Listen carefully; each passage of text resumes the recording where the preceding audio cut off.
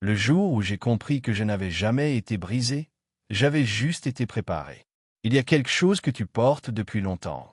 Quelque chose que tu n'arrives pas vraiment à expliquer aux autres. Une sensation. Un feu. Une solitude particulière. Pas celle des gens qui se sentent seuls parce qu'ils n'ont personne. Non. La tienne, c'est différente. Tu peux être entouré de personnes et quand même te sentir à des kilomètres de tout le monde. Comme si tu regardais la vie derrière une vitre. Comme si tout le monde parlait une langue, et toi, tu en parlais une autre, plus ancienne, plus profonde, que tu ne sais même pas encore lire complètement. Et tu t'es peut-être demandé, dans le silence de la nuit, pourquoi moi? Pourquoi est-ce que je ressens les choses aussi fort? Pourquoi est-ce que je ne rentre dans aucune case? Pourquoi est-ce que, même quand tout va bien sur le papier, il y a ce vide, cette attente, ce quelque chose qui manque et que rien dans ce monde ne semble pouvoir combler? Je vais te dire quelque chose que personne ne t'a dit assez clairement, et je veux que tu l'entendes avec tout ton cœur. Ce n'est pas un défaut. Ce n'est pas une malédiction. Ce n'est pas une punition. C'est un appel. Dieu ne prépare pas tout le monde de la même façon. Certains chemins sont droits, clairs, balisés. Et d'autres ressemblent à une traversée du désert, à une nuit longue sans étoiles, à une saison de feu que tu ne comprends pas encore. Mais ce n'est pas parce que tu es oublié. C'est parce que tu es choisi pour quelque chose que peu de gens peuvent porter. Tu es sur cette vidéo aujourd'hui. Ce n'est pas un hasard. Tu ne t'es pas trompé de chemin. Quelque chose t'a amené ici. Appelle ça intuition. Appelle ça l'esprit. Appelle ça ce que tu veux. Mais tu es là. Et ce que je vais te partager aujourd'hui va peut-être déverrouiller quelque chose en toi que tu attendais depuis des années. Mais avant d'aller plus loin, si tu te reconnais dans ce que je décris, si tu te sens différent, à part, profondément attiré par Dieu mais sans toujours savoir comment avancer, alors cet espace a été créé pour toi. Abonne-toi maintenant. Active la cloche. Parce que ce que nous construisons ici, c'est une communauté de gens qui ne rentrent pas dans les cases et qui ont décidé que c'était leur plus grande force. Punaise, tape « Je suis prêt » dans les commentaires si tu es là pour recevoir ce message aujourd'hui. Laisse Dieu voir ta foi en action. Maintenant, installe-toi, respire, et laisse ce message faire ce qu'il est venu faire dans ta vie. Parce qu'aujourd'hui, c'est fait. Tu n'auras plus jamais à traverser ça de la même façon. Je veux commencer par te dire quelque chose que tu dois entendre, vraiment entendre, pas juste lire ou écouter distraitement. Je veux que ça entre. Tu n'es pas trop sensible. Tu n'es pas trop intense. Tu n'es pas trop spirituel pour ce monde. Le monde n'est juste pas encore prêt pour ce que tu portes. Il y a une caractéristique particulière chez ceux que Dieu choisit pour des missions profondes. Ce n'est pas qu'ils soient parfaits. Ce n'est pas qu'ils n'aient jamais douté. Ce n'est pas qu'ils aient tout compris avant les autres. Non. La caractéristique, c'est qu'ils ressentent différemment. Ils perçoivent les choses à un niveau que la plupart des gens n'atteignent pas. Ils sont capables de rester debout dans des tempêtes qui auraient brisé d'autres personnes. Et souvent, ils ne savent pas encore que c'est une force. Parce qu'on leur a toujours dit que c'était un problème. On t'a peut-être dit, tu réfléchis trop. Tu ressens trop. Tu prends les choses trop à cœur. Tu es trop dans ta tête. Trop dans le spirituel. Pas assez dans le réel. Mais je te pose la question. Qui a défini ce réel? Qui a décidé que la dimension visible était plus vraie que l'invisible? Qui a établi que la sensibilité était une faiblesse et que l'insensibilité était de la force? Ce ne sont pas des vérités. Ce sont des mensonges que le monde a normalisés. Et pendant que tu essayais de te conformer à ces mensonges, quelque chose en toi résistait. Quelque chose en toi savait. Quelque chose en toi refusait de mourir, même quand tu avais l'impression que tout s'effondrait. Ce quelque chose, c'était Dieu. Ce quelque chose, c'était la graine de ton élection qui refusait d'être étouffée. Les choisis ont souvent une trajectoire qui ressemble à une destruction avant de ressembler à une construction. Job a tout perdu avant de tout recevoir. Joseph a été trahi avant d'être élevé. David a fui dans les grottes avant de régner sur le palais. Et chaque fois, ceux qui observaient de loin devaient se demander « Mais pourquoi lui? Pourquoi elle? Qu'est-ce qu'il a fait de spécial ?» La réponse, c'est qu'il n'avait rien fait de spécial au sens humain du terme. Ils avaient juste accepté, souvent malgré eux, souvent dans la douleur, de rester dans la main de Dieu même quand cette main semblait les conduire dans l'obscurité. Punaise, écrit choisis dans les commentaires si tu acceptes aujourd'hui cette identité. Pas parce que tu mérites plus que les autres, mais parce que Dieu t'appelle par ce nom. Tu es vu. Tu es connu. Tu es choisi. Ce n'est pas une flatterie. C'est une réalité spirituelle que tu vas apprendre à habiter. Parlons maintenant de ce que beaucoup n'osent pas nommer. Il y a des choses que tu as traversées. Des choses que tu n'as peut-être jamais dites à voix haute parce qu'elles te semblaient trop lourdes, trop confuses, ou parce que tu avais peur qu'on ne comprenne pas. Des saisons entières de ta vie où tu te réveillais avec un poids que tu n'arrivais pas à expliquer. Des périodes où la foi semblait lointaine, presque abstraite, comme essayer d'attraper de la fumée avec les mains. Peut-être que c'était une relation qui t'a laissé plus vide qu'avant. Peut-être que c'était un projet, une vision, quelque chose que tu avais construit avec toute ton énergie et qui s'est effondré sans raison apparente. Peut-être que c'était une période de sécheresse spirituelle, pas de larmes, pas de joie, juste un silence de Dieu qui semblait assourdissant. Peut-être que tu priais et tu avais l'impression que tes mots rebondissaient contre le plafond. Peut-être que tu regardais d'autres personnes avancer, prospérer, recevoir, et tu te demandais si tu avais fait quelque chose de mal. Si tu étais maudit. Si Dieu t'avait oublié dans un coin. Ce que tu traversais avait un nom.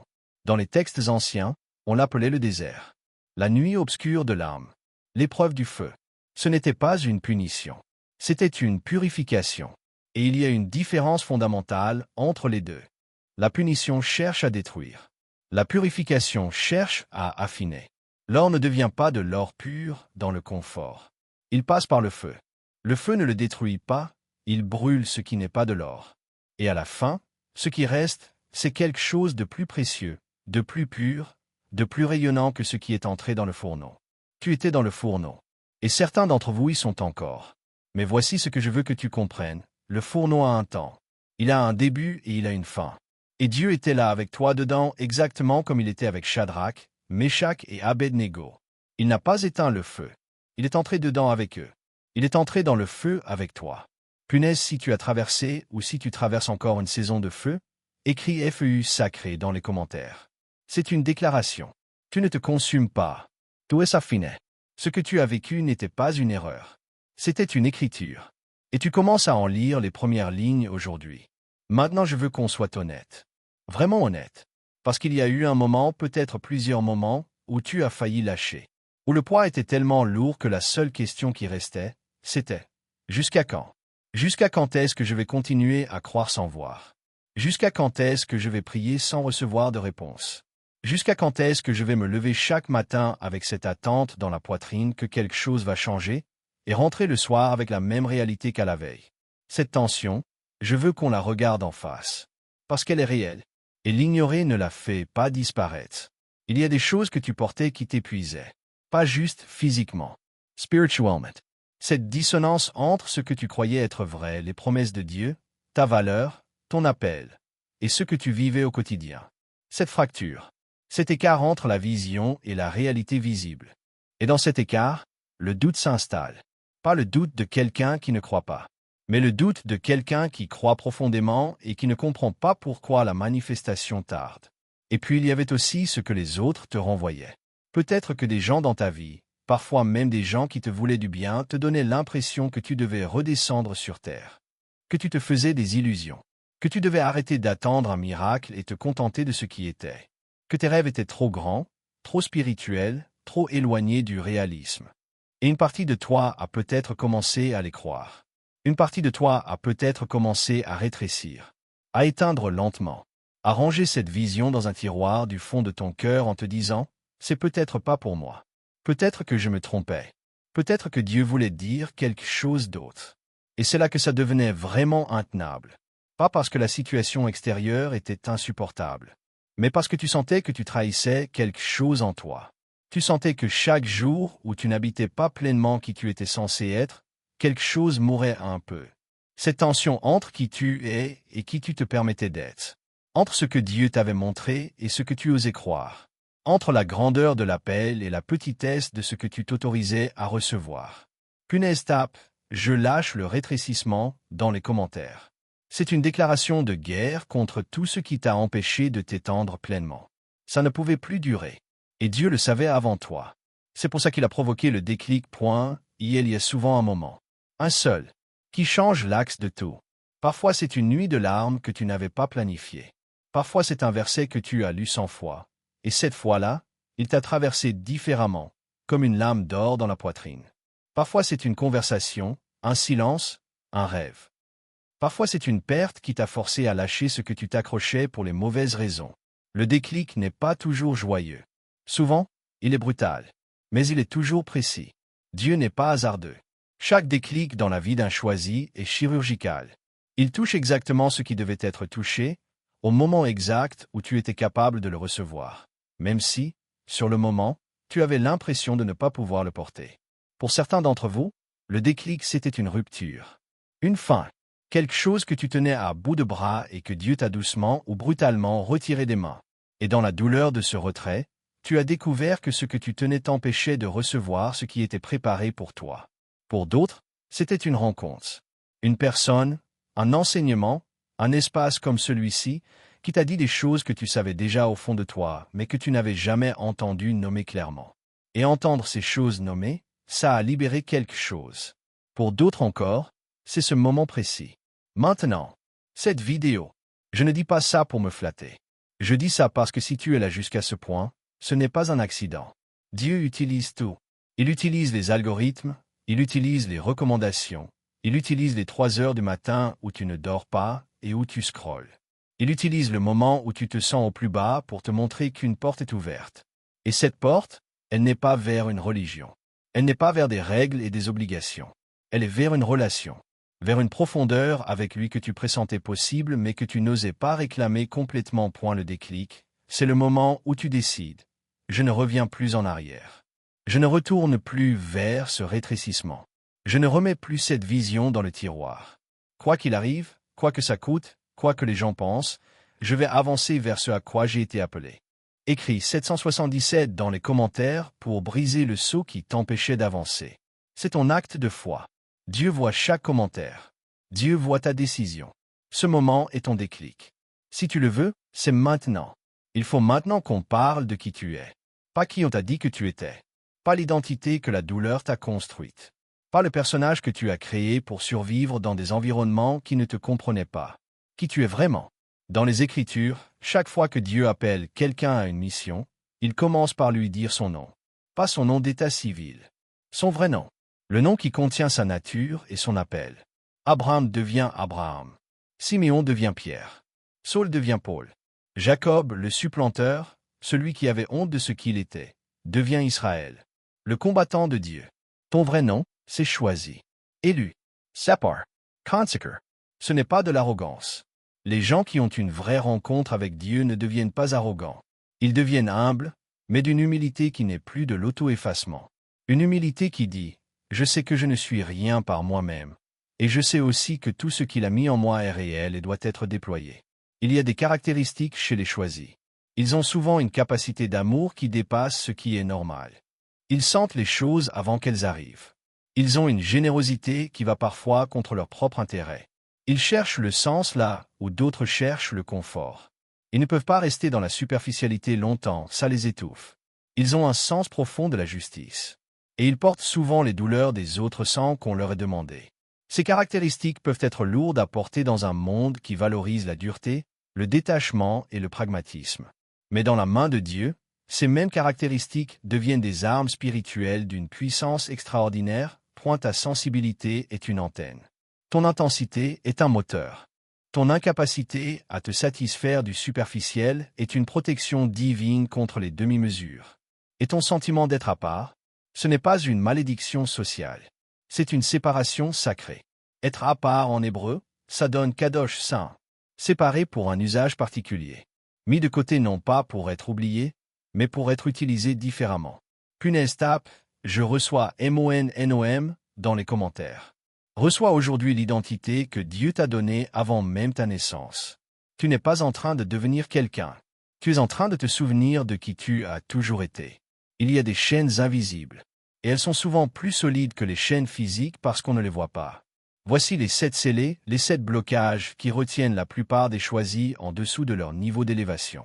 Premier scellé, la honte de l'identité. Tu as honte de ce que tu ressens, de ta sensibilité spirituelle, de tes visions et tes intuitions. Tu les caches. Tu fais semblant d'être normal. Ce scellé se brise quand tu cesses de t'excuser d'être ce que tu es. Deuxième scellé, la peur du rejet. Tu as été rejeté par des gens qui auraient dû t'accepter. Et tu portes cette blessure comme une preuve que tu n'es pas assez. Ce scellé se brise quand tu comprends que l'acceptation humaine n'a jamais défini ta valeur. Troisième scellé, le doute de la promesse.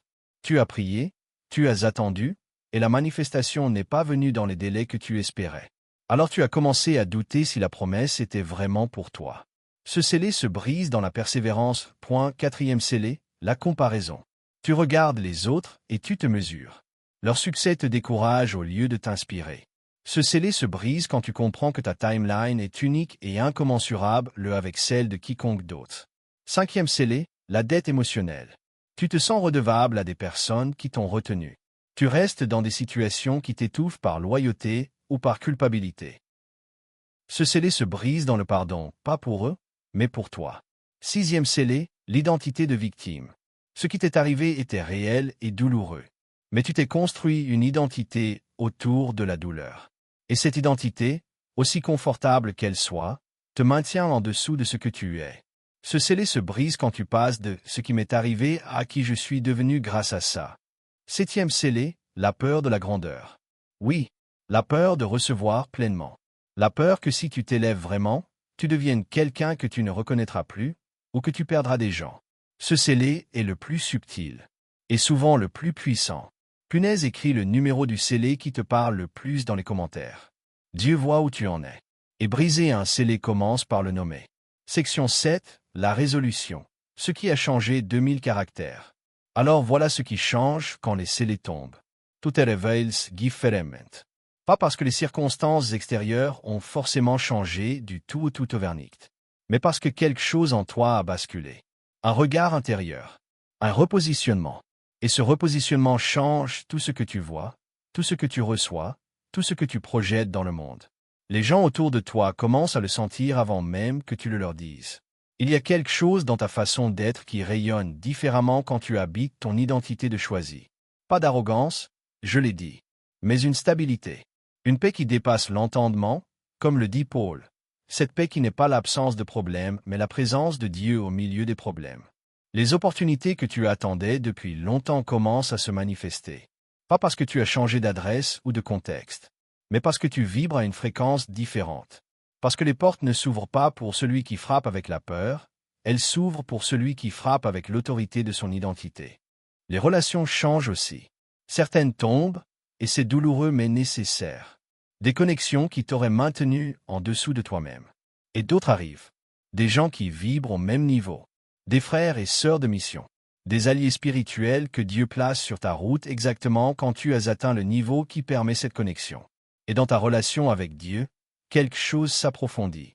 La prière devient moins une récitation et plus une conversation. La Bible devient moins un texte et plus un miroir. Le silence de Dieu cesse d'être une absence et devient une présence paisible. Tu n'as plus à prouver quoi que ce soit. Tu n'as plus à courir après la validation. Tu sais qui tu es. Et dans cette certitude, tu es libre. Punaise tape, je reçois dans les commentaires. C'est ton activation. C'est ton oui à tout ce que Dieu a préparé pour cette nouvelle saison. Je vais faire quelque chose maintenant. Quelque chose que je ne prends pas à la légère. Je vais te transmettre ce que je crois que Dieu veut te dire aujourd'hui. Pas de ma propre imagination. Pas pour faire joli. Mais parce que si tu es là jusqu'ici, il y a quelque chose que tu es venu chercher, et il y a quelque chose que Dieu veut que tu reçoives. Voici ce que j'entends pour toi. Je n'ai pas oublié. Je n'ai jamais oublié. Chaque larme que tu as versée dans le silence, je l'ai comptée. Chaque nuit où tu as prié sans entendre de réponse, je t'entendais. Chaque fois que tu as failli lâcher et que tu as quand même tenu, je voyais ça. Et j'étais fier de toi. Non pas parce que tu as été parfait, mais parce que tu as persisté. Parce que quelque chose en toi refusait de croire que ton histoire se terminait là. Tu m'as cherché dans la douleur. Et même quand tu ne savais pas que c'était moi que tu cherchais, c'était moi. Cette faim que rien ne comblait, c'était moi. Cette sensation d'être fait pour plus, c'était moi qui déposais ça en toi pour que tu ne te contentes jamais de moins que ce que j'ai préparé. Maintenant je te dis, c'est fait. La saison que tu traversais, elle s'achève. Pas parce que tout va magiquement devenir facile, mais parce que tu as changé. Tu n'es plus la même personne qui a commencé ce chemin. Et la personne que tu es maintenant est capable de recevoir ce que la personne d'avant n'aurait pas pu porter. Je te confie quelque chose de grand. Et je te fais confiance pour le porter. Non pas parce que tu es parfait, mais parce que tu es mien. Punaise, écris Amen dans les commentaires si tu reçois ce message pour toi aujourd'hui. Et si tu veux que je prie spécifiquement pour toi, écris PRIE pour moi. Je lirai chaque commentaire. On arrive à la fin de cette vidéo. Mais ce que je veux que tu comprennes, c'est que pour toi, ce n'est pas une fin. C'est un commencement. Tout ce qui a été dit ici aujourd'hui n'est pas de la motivation. Ce n'est pas du développement personnel recyclé avec des versets. C'est une réalité spirituelle. Et les réalités spirituelles demandent une réponse. Pas une réponse émotionnelle qui dure le temps d'une vidéo et disparaît demain matin. Une réponse de toute ta vie. Alors je veux te poser la question directement. Qu'est-ce que tu vas faire avec ce que tu as reçu aujourd'hui? Parce que la connaissance sans action ne transforme pas. Tu peux regarder 100 vidéos comme celle-ci. Tu peux prendre des notes. Tu peux être ému. Mais si tu reposes ton téléphone et que tu retournes exactement aux mêmes habitudes, aux mêmes peurs, aux mêmes limitations, rien ne change. Voici les actions concrètes que je te propose pour les 7 prochains jours. Jour 1, prends 15 minutes. Assieds-toi dans le silence. Et dis à Dieu, à voix haute si tu peux, je reçois mon identité. Je suis choisi. Je suis séparé pour quelque chose de grand. Dis-le même si tu ne le ressens pas encore. La foi précède le sentiment. Jour 2, identifie le scellé qui te retient le plus. Celui que tu as écrit dans les commentaires, ou celui que tu n'as pas osé écrire. Et prie spécifiquement pour sa destruction. Jour 3, parle à quelqu'un. Un ami de confiance, un mentor spirituel, quelqu'un dans cette communauté. Nomme ce que tu traverses à voix haute devant un témoin. Il y a une puissance dans le fait de nommer les choses. Jour 4, retourne à une promesse. Une promesse que Dieu t'a donnée, dans la prière, dans un rêve, dans un verset, et que tu avais mise de côté. Relis-la. Déclare-la. Elle est toujours valide. Jour 5, jeûne. Pas forcément de nourriture si ce n'est pas là où tu en es. Jeûne de quelque chose qui prend de la place. Les réseaux sociaux pendant une journée, la télévision, les conversations qui te vident.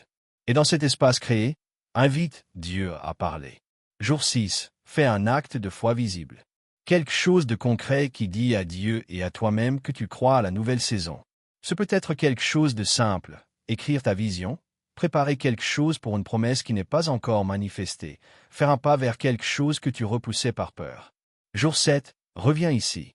Commente ce qui a changé en toi pendant cette semaine. Pas parce que tu as besoin de me le dire à moi, mais parce que témoigner scelle ce que Dieu a commencé. Et ton témoignage sera peut-être le déclic de quelqu'un d'autre qui regardera cette vidéo dans 6 mois. Punaise, maintenant, avant de partir, tape 777 pour sceller ce que Dieu a planté en toi aujourd'hui. Tape « Je suis prêt » si tu t'engages à ces 7 jours. Et partage cette vidéo avec quelqu'un que tu sais être un choisi qui ne le sait pas encore. Ton partage est un acte de service spirituel. Si tu n'es pas encore abonné, abonne-toi maintenant. Active toutes les notifications. Parce que ce que nous construisons ici est une communauté pour les gens qui ne rentrent pas dans les cases, les porteurs de vision, les guerriers de l'invisible, les intercesseurs, les bâtisseurs du royaume. Tu n'es pas seul. Tu n'as jamais été seul. Et désormais, tu n'auras plus jamais à traverser ça de la même façon. Parce que tu sais maintenant qui tu es. Félicitations, choisi. C'est fait.